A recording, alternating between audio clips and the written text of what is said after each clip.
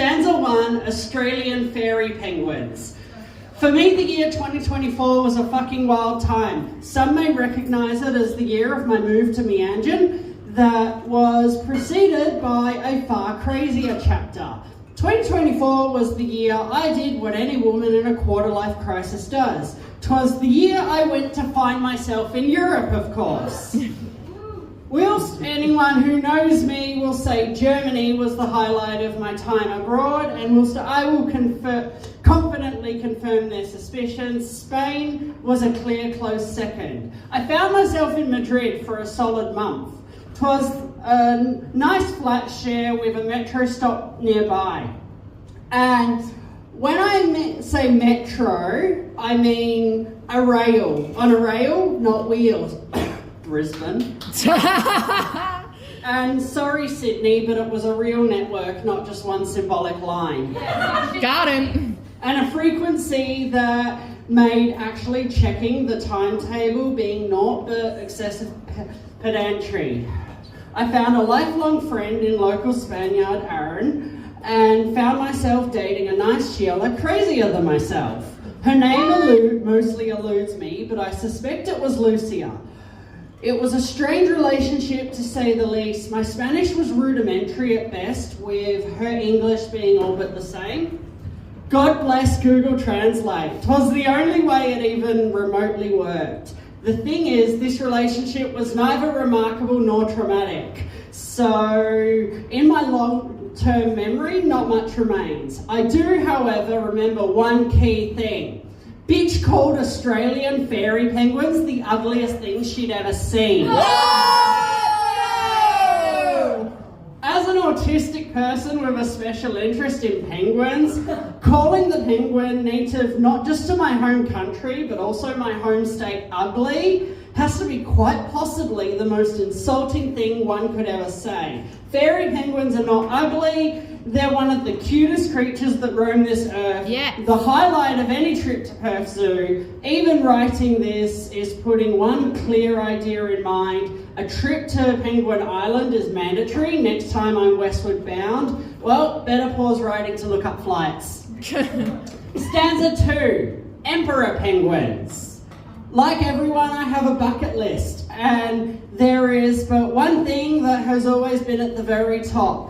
To not just step foot on Antarctica, but to perform poetry on Antarctica with all the penguins in view. So if there's any investors out there with a spare 22,000 Australian dollars that want to help me make the weirdest art project ever, I'm your gal, just picture it. There I am, standing in snow gear on the last true nature sanctuary on Earth, performing a set about the ice sheets melting and saving the adorable inhabitants of the continent upon which my feet stand. But what's that in the background you see? A waddle of emperor penguins squawking with me. They're all standing, beaks high in the sky, as tall as a 12-year-old child. True majesty that only a penguin can provide. Their squawks are matching my rhythm and cadence.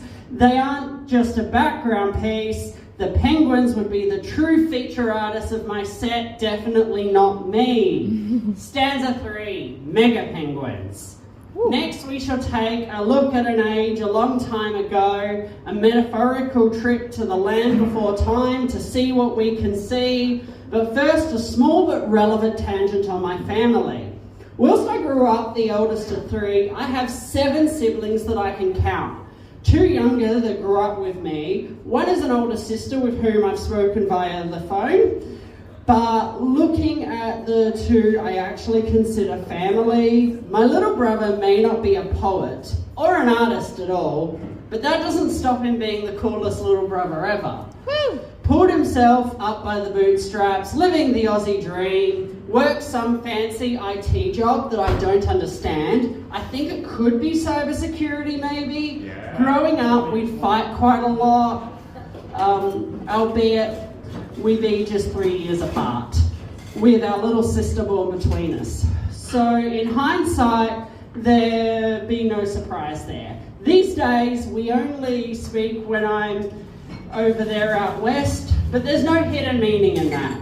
Just two siblings with incredulously busy lives, living a whole ass continent apart. So I'd say we're still close, even though there's not much contact involved. Though maybe when I nab one too many of his chockies from the fridge, maybe not. Lachlan, I'm still sorry about that. I swear I'll replace them one day. Kinder Buenos if you're curious.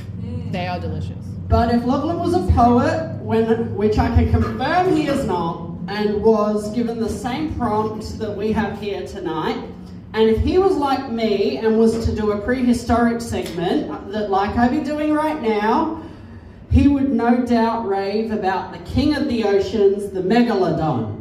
Well, I'm sorry, brother, but I raise your king of the ocean with my king of the Antarctic, a mega of my own, the mega penguin.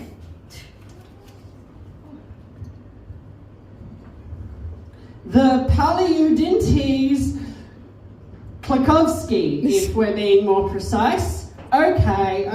It isn't close to as large or fearsome as the megalodon, but hear me out. They're 2 meters tall. That's larger than modern humans, let alone the comparatively shorter humans of that day, with a body mass of 116 fucking kilograms. The mega penguin was an absolute beast, making the emperor penguin look adorable. While humans have never inhabited Antarctica, let's play pretend for a bit.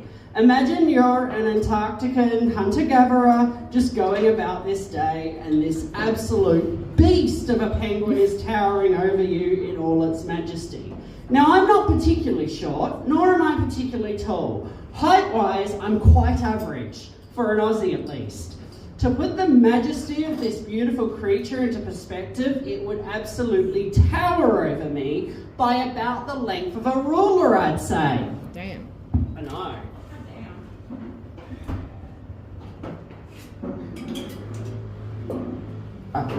Stanza 4, Penguin Info Dump.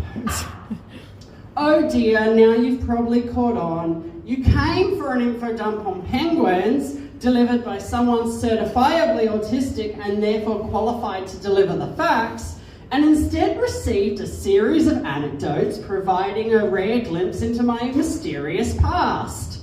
Well, worry not, for we shall finish up with the promised info dump.